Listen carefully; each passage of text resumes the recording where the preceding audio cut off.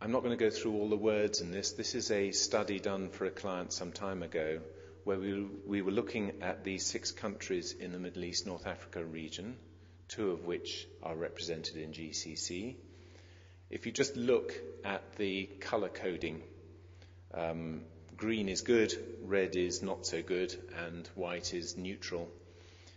Saudi Arabia scores highly on all these criterion here. UAE does on 3 of the 4. And although its growth rate is very, very high, it is clearly, in terms of its population, has less potential than a country of the population size and demography of Saudi Arabia. But this is a strong and a thriving region. Excuse the detail here. This study is the same one, as you can probably recognize.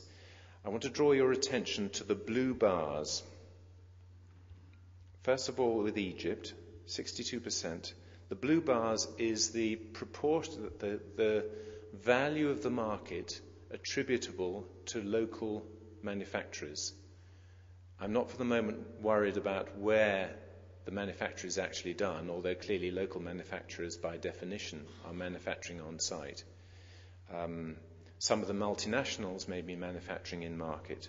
But look, in Egypt, with quite a flourishing local manufacturing community, 62% of their market is attributable to local manufacture. Saudi Arabia, it's 35%. UAE, it is 16%. You can hardly see it. Now, there needs to be a balance, because clearly some of the multinational companies, particularly when we get to the high-tech, biotech area, are innovating products which are needed in these markets. But I would say that you want to be aiming in UAE and some of the other states, which I would guess will be at a fairly similar level. You want to be aspiring more towards the Saudi level, and ultimately even up to the Egyptian level.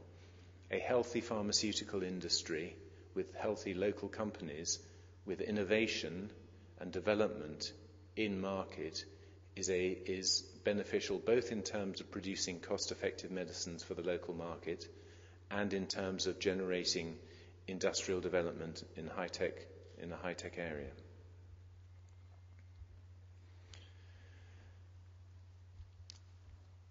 These are figures which cover the whole market, so that includes the tender markets as well. But I think what is clear is the disparity in sizes. Now, we've seen earlier from Mr. Dave's presentation, UAE has a very, very strong private market. Private insurance is a very significant funding. In Saudi Arabia, state funding is enormous, as we're going to see in a moment. But around 2/3 of the GCC market by value, by consumption within market, is attributable to Saudi Arabia. If you add UAE and Kuwait to those, it comes to around 91%.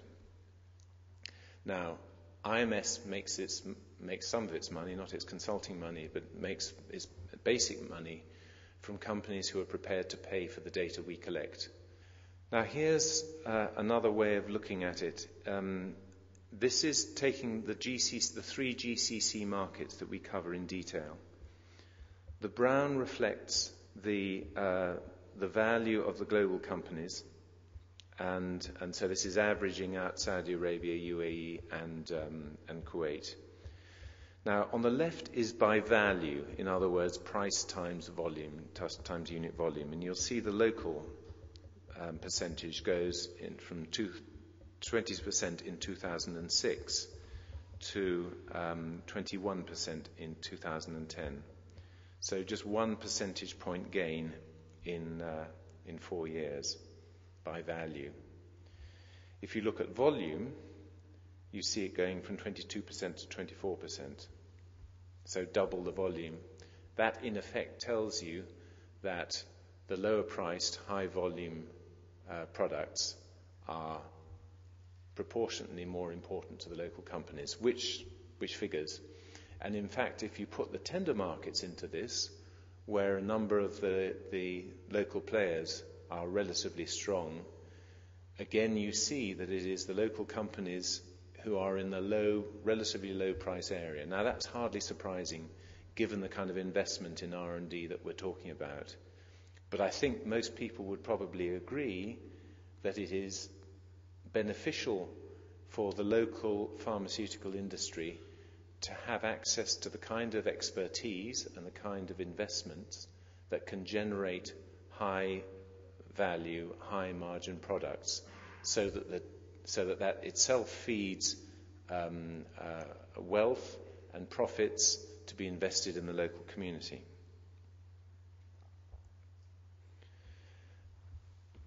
Now, what this study here shows is the proportion of spend on healthcare, not just pharmaceuticals, on healthcare as a percentage of GDP.